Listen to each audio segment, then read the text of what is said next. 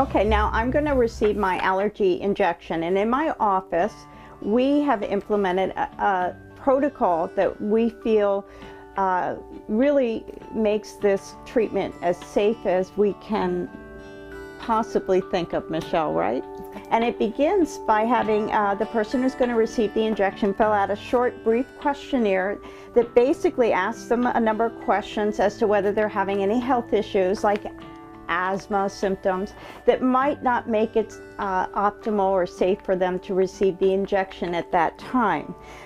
We also ask them to identify their allergy injection vials, which has their name printed on it, their date of birth, and it tells you what's in the vial.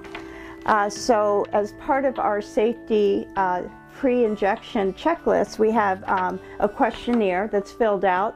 Then it's reviewed by the injection nurse, and for the most part that's usually Michelle in my office. We identify our allergy injection vial. Michelle looks through the questionnaire, and if she feels there's no red flags and everything's a go to go, she then has me blow into a peak flow meter. This is a very inexpensive device that we can use that will assess lung function because we're very cautious about making sure we're not giving allergy injections to somebody who's having active asthma symptoms. So I'm going to do a peak flow right now.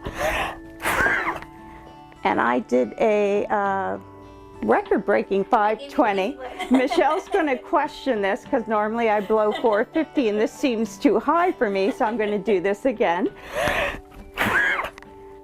And she was wrong. It's still 500. So now I have passed all the safety checklists. Have I? Michelle's going to do her documentation. She'll chart what I blew, my peak flow, because she's going to ask me at the end of the 30 minutes that we require, and we require this wait period because the vast body of research on immunotherapy safety indicates that if there's going to be a reaction, it's going to occur within 30 minutes. So we have people wait here. We have a room with a cell phone where they can use their cell phones, they bring their laptops, or they just read magazines, and the 30 minutes goes by quickly. So now that I've passed the safety check, I'm going to give Michelle my left arm. She's going to pinch off part of the fatty tissue. It's called subcutaneous. It's a very small needle. And now I'm going to let her proceed.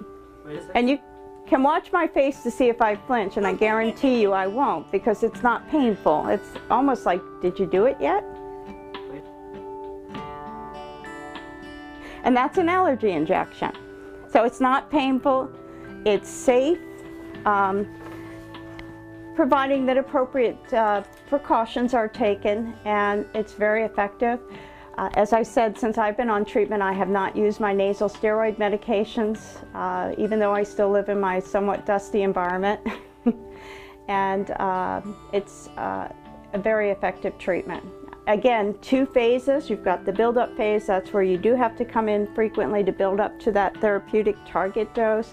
But then once you're on maintenance, the schedule is usually once a month, and that usually can be worked through most people's schedule.